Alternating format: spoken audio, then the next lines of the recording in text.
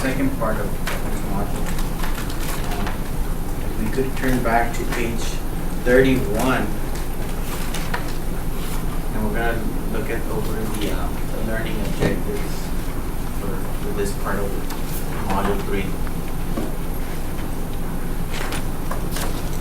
And I could have Rosie help us out with reading the learning objectives, and we're going to start in learning objective, the third bullet, and read all the way down to the fifth bullet.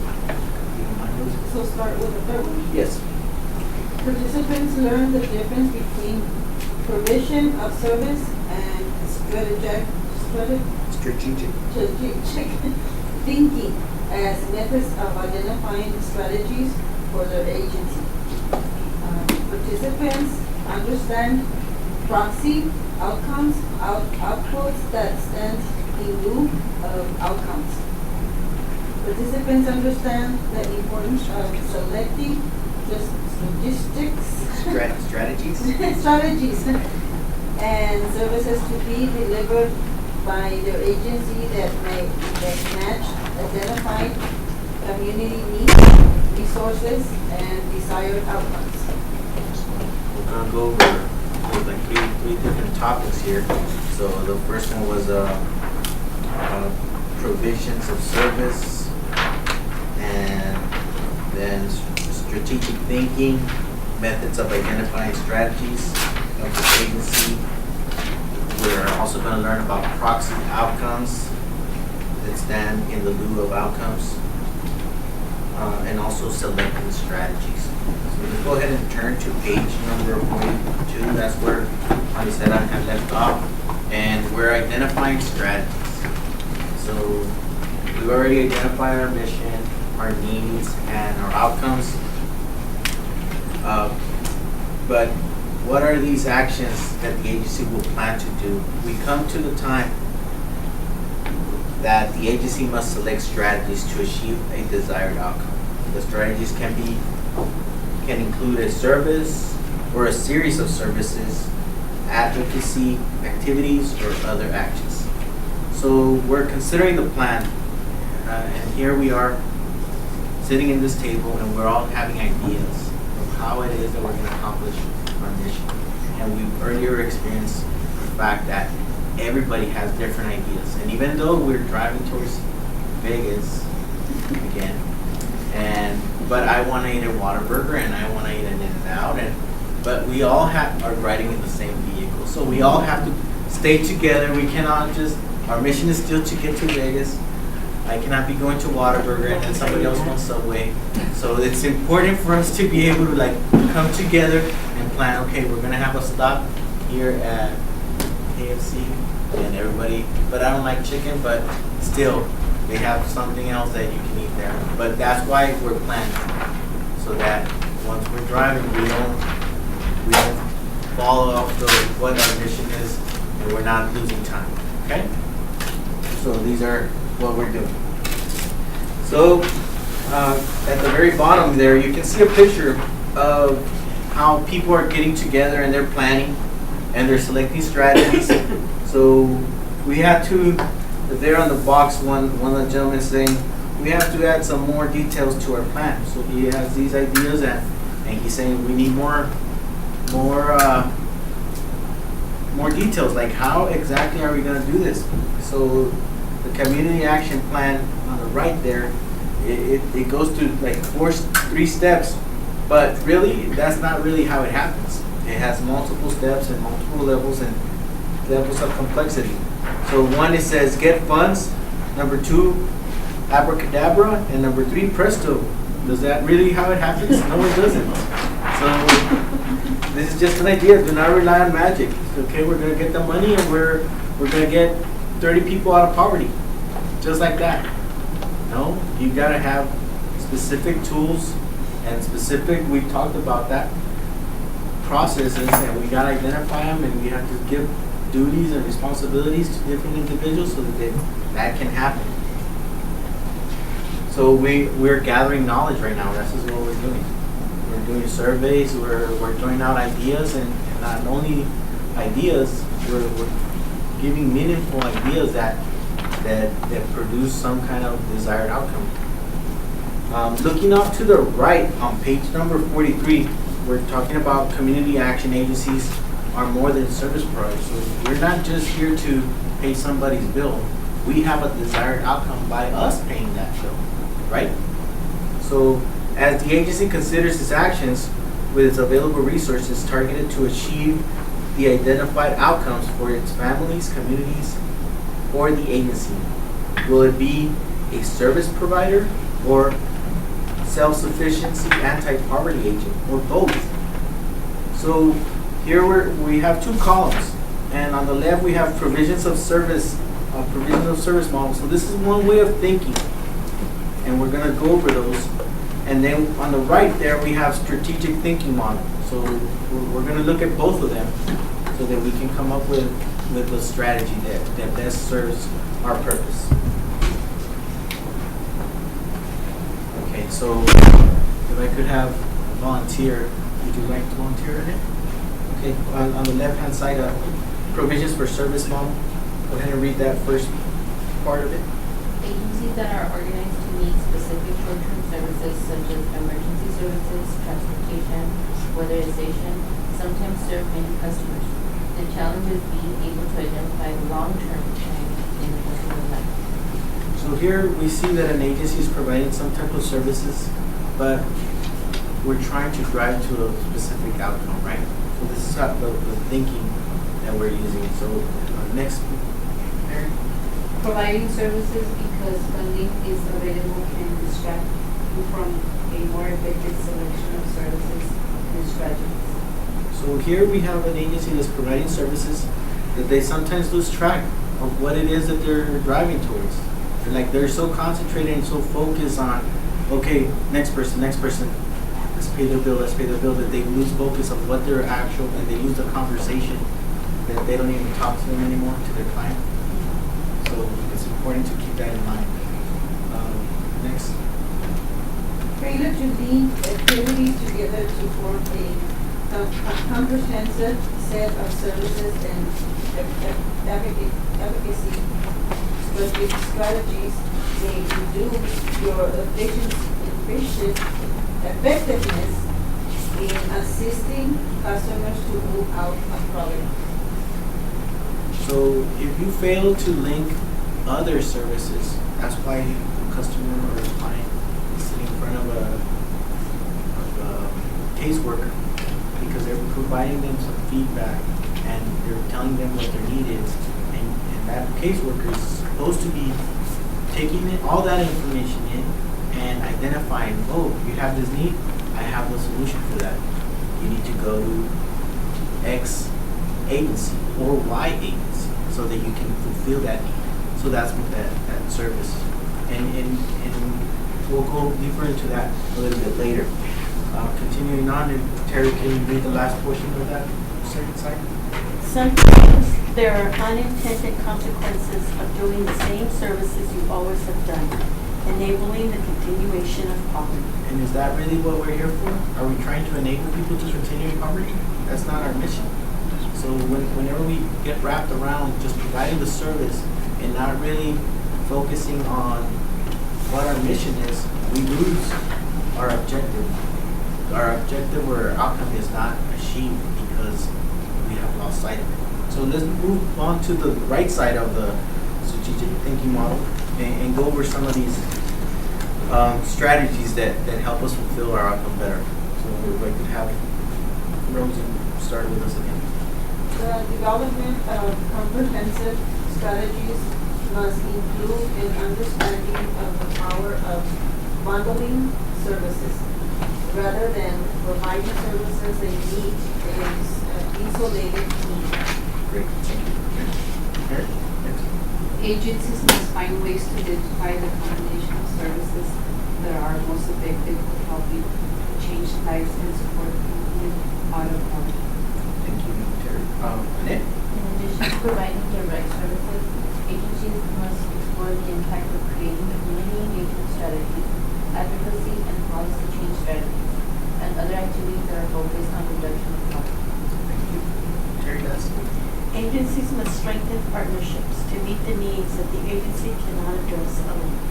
So here we had an opportunity to look at both ways of thinking, one of which is provisions of services, one where you're just giving people the service that you provide, not really thinking or doing any actions that drive towards your mission. And then the other side, the strategic side, which is more engaging, more focused on really paying attention to what the client is asking. So these are two ways of thinking, and it's very important to move out of the provisions of services, that you're not just here to provide a service, that there's an objective where you provide that service. It's very important to be thinking strategically.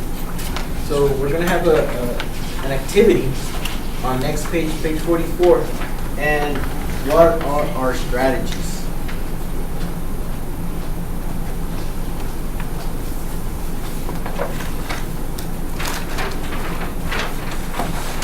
So we're going to be focusing on, earlier we were talking about how it was that we were going to be doing something. We were talking about the needs assessment and how low-income individuals lacking skills and tools for job opportunity. And I asked the question, what is that tool? So here we are providing something to our community, and we've identified our community, and this is what we're doing.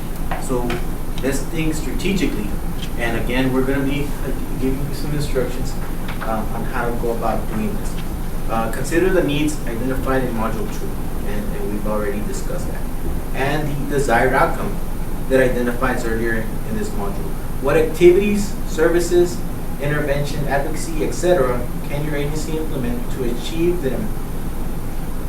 Are there things you have been doing that will need to be abandoned in favor of new services? Are there essential services that need strengthening? So earlier we had a presentation that Maricela provided us, which stated that we used to have an employment department within Project Bravo. So she had specified that that activity was not leading to the desired outcome, so they decided to abandon that particular activity and incorporate it into a different department or group, right? So here we are again, we're thinking, we're strategizing, trying to come up with a plan on how to achieve our mission. So this is the part where we go ahead and think of some specific activities that you might think of that would lead to that desired outcome. And again, it's not going to be a one-word thing. Try to think of tools or skills, specific skills that would get an individual a better job opportunity. So go ahead and write, and let's divide our pages into half. Let's make a line. And on one side, we're going to try the service and then the activity. So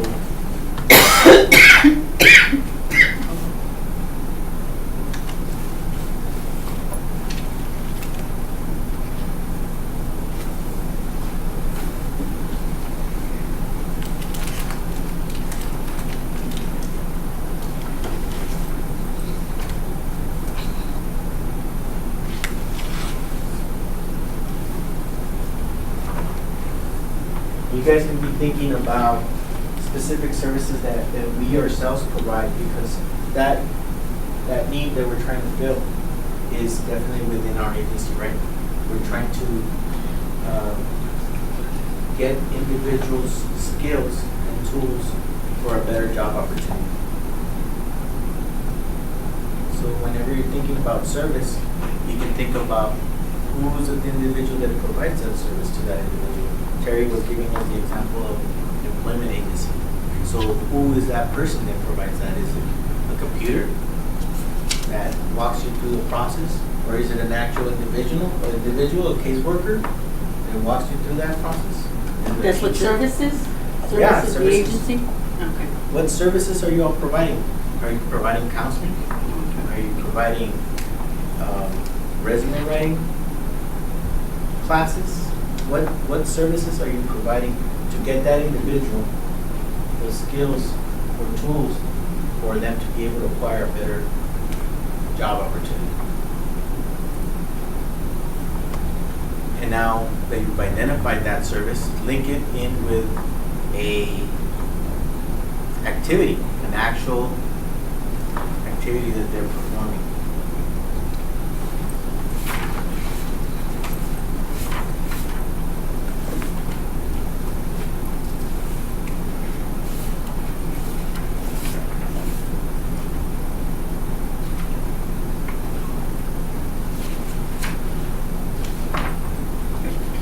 Also think about the other services that we provide. Whenever you provide childcare, that gives them that opportunity to attend that class, to gain that skill. So that's a service that you are all providing. And it might not be directly associated with that skill, but it is a service. And you might have identified that service to another community partner that, you know what, if you attend to community college, they have a daycare there. The daycare provides childcare services. So by that individual obtaining childcare services through that community college, now they are able to attend class so that they can acquire that skill or that knowledge, that certificate that they require so that they can get a better job opportunity. Same thing happens with other type of technical schools that might be able to provide childcare services. Or if a person is thinking about, how am I going to pay my light bill now, and not focusing really on obtaining a skill. Now if Project Bravo or another agency, community action agency, is able to provide them that service where they help them with their utilities. Now, are they able to go to that school or that class because they're not really focusing now on how am I going to pay my bill or their rent? And what agency can provide that service? And that's what we're doing. We're trying to strategize how to get individuals from moving from not having the skills to obtaining those skills.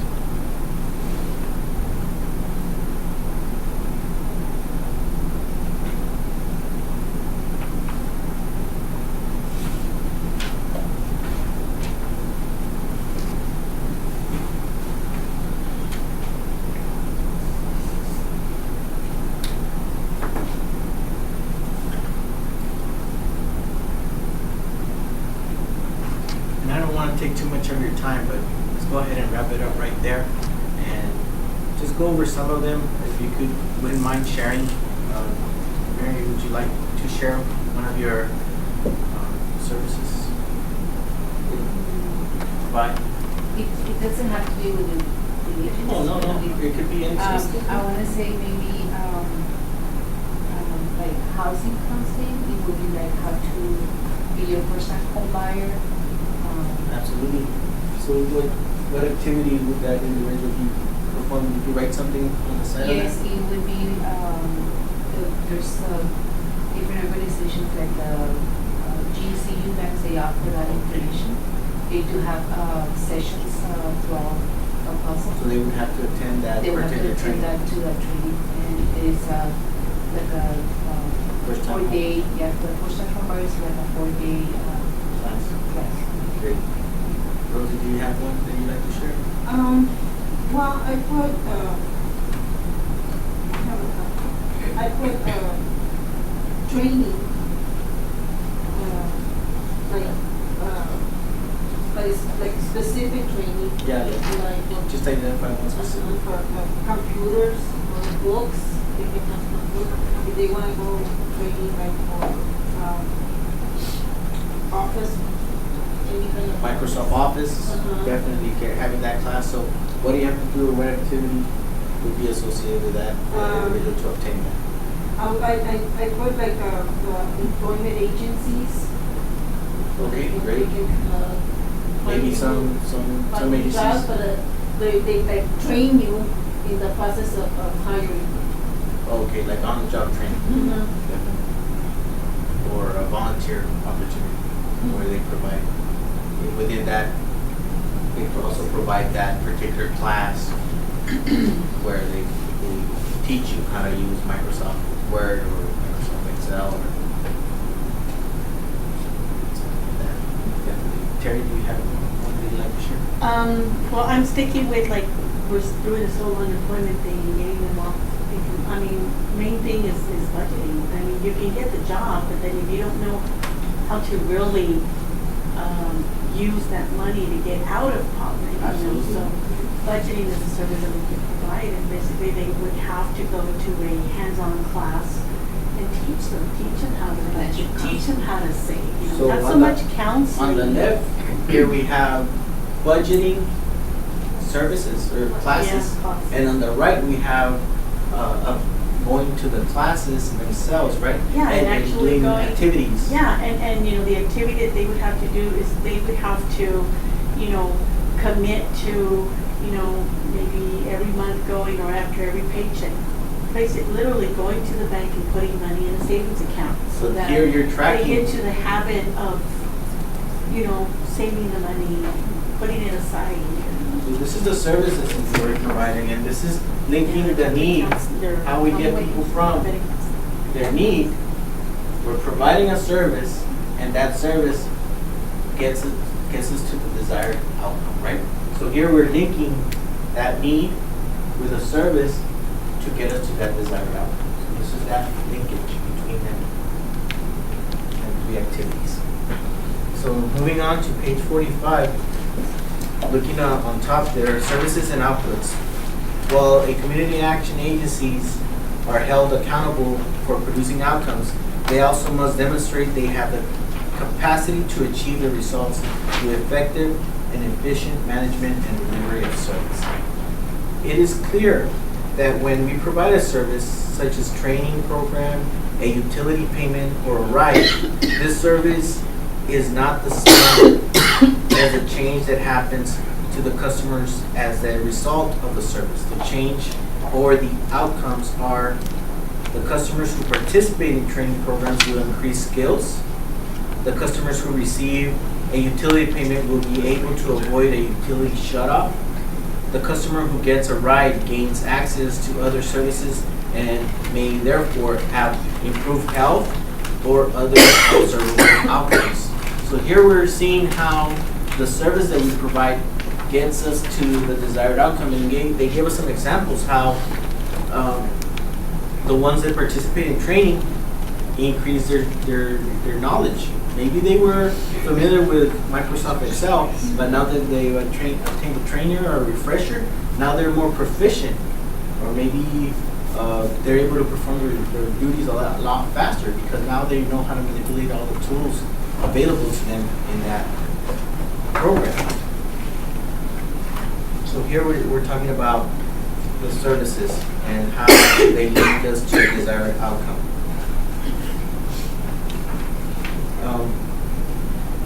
I'm going to go ahead and skip over to an exercise that we have on page 46. But before we dive into that, I'm going to give you some instructions on how to go about performing this. And I wanted to divide the room into two sections so that we're able to get all of them within a short period of time. So Terry and Nono, please work on the column on the left together, and then before you start, okay, don't start just yet. And you guys will work on the column on the right together if you guys can get closer together. So these are going to be the instructions. The statements below contain both outcomes and outputs for each of the programs. In the space provided, please write the letter OC for outcomes, and for outputs, you're going to write the letter OP. So how do we know what the difference is between outcomes and output? So does anybody have an idea of what the difference between output and outcome is? Any ideas? No?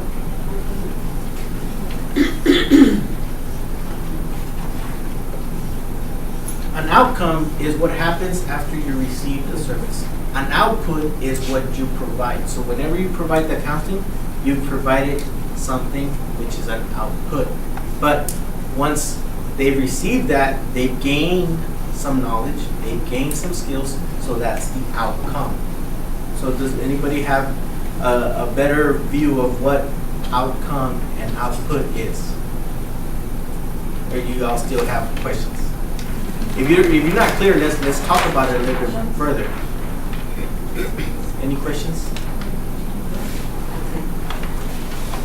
Okay. So just to give you another example, before you start, don't get started, all right? So let's go ahead and look at this example over here. So an outcome will cause is a change. It is that change. So the outcome is what changed, what happened because of something. So it's like almost like a cause and effect. So because of this, now this happened. So because this marble hit this other marble, this other marble will move. So that's the outcome. But if you went to school, now you got a good job. Yeah, definitely. So the outcome, and earlier we talked about that, because this individual, this student attended the school which provided excellent education, that individual was able to have an outcome of an excellent in the SAT, right? So we talked about that. Now, we are also talking about output. What was that got him to, that individual to get an excellent in the SAT? What was that service that they received? It was the education. Correct? Great. So now that you all have a better understanding of what output and outcome is, let's go ahead and go through that exercise. I'll give you about 2 minutes. This work pretty quickly.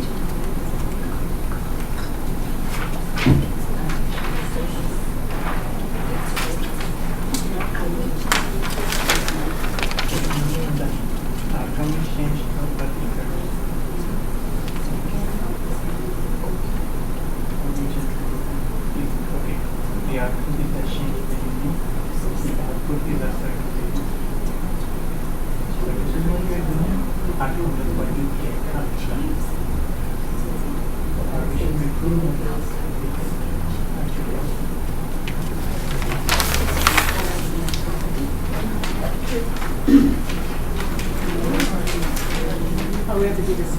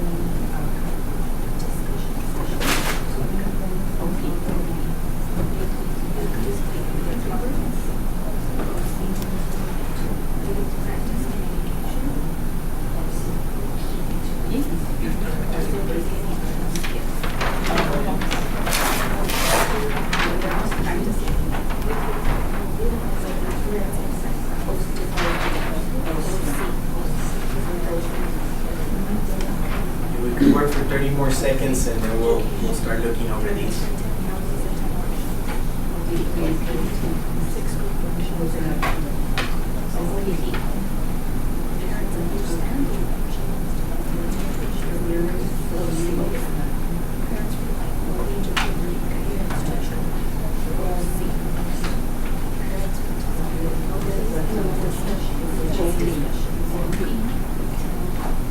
Thank you.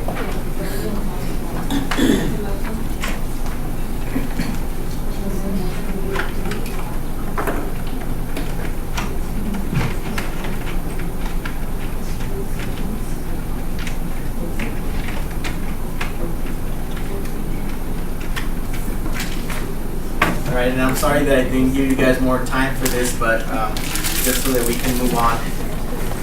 I know that I gave the group on this side, the column on the left. We're gonna go ahead and talk about the exercise that we just did. So on the Norma and Terry here had the column on the left, and I want you guys to take a look at this, but it does talk about specific activities. Here it was talking about adult basic education, and here we call it GED. Before I go on, I also want you to notice that these are all different activities that show different outputs and outcomes. If you guys want to go ahead and join me here for a second. We have emergency assistance, conflict management programs on the left. We have other programs on the right, employment programs, and I know that we have outreach and recruitment, and we decided that was what? Output, enrolled in ABE class, attend ABE class, complete ABE class, achieve competency in basic math, reading, and writing skills, receive certificate or diploma. Okay, and then you guys over here they were working on employment program. What did you all get for outreach and recruitment? So how about enrolled in employability counseling? Completed apprenticeship and master skills. Offered employment after school interview. Obtained part-time employment. Obtained full-time employment. Obtained employment for 90 days. I know that I'm about to be done here, but I also wanted to mention that we've identified what some outputs was and outcome were, but there's sometimes where that cannot be clearly defined, and that's when we have something called a proxy outcome.